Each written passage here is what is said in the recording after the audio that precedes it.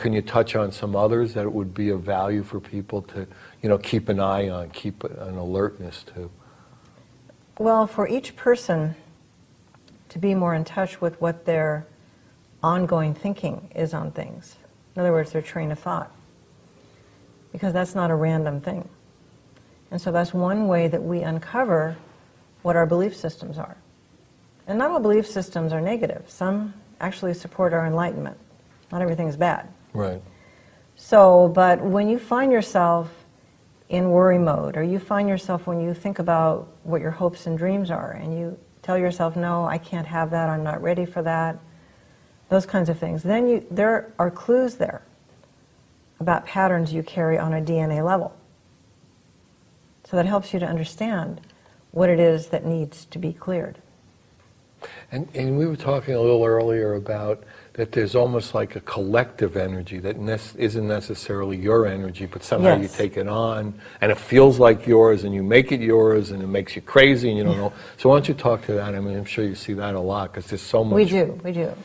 And that actually, what you're talking about here is the mass consciousness. And that's actually a proven field of energy. Science has proven that. The mass consciousness, we all have responsibility for that. We have created that over time, over a long period of time. It isn't just from this generation. Right. And we're adding to it all of the time. And we're shifting it by how we think, by how we live. And we're very much impacted by it. So what I recommend to people is, let's say on a given afternoon, you were feeling in a wonderful mood, all excited about something, and then on the way home, all of a sudden things turn sour, and you're not sure why.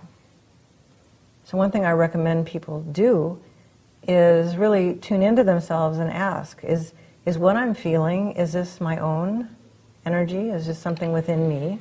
Because it could be. Right.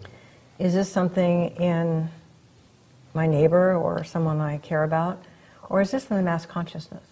Well, even if it's in the mass consciousness, it doesn't have to trigger something in us. So, I mean, the Indians have, say, an expression, if there's no place for death to enter, it won't. Is there the same thing with mass consciousness? If there's no place... Yes, it does. It does trigger things with us. Yes. So it ultimately has something to do with us anyhow. Yes, it would have something to do with us. You're correct. So even if we're feeling that way and it's basically not ours specifically, it's hitting something in us specifically. Yes, yes. Right. Because not everybody is subject to mass consciousness in the same way, right? If you have enough momentum, then kind of those things, unless it's so powerful, will kind of bounce off you like water off a duck. Yes. Yes. So we have that potential to close that off in a certain way by being so in the moment, so in if there's nothing to be triggered, then nothing is triggered. Right, if there's nothing sitting up to trigger. Right. And energy doesn't lie. Right. Energy is very real. Right.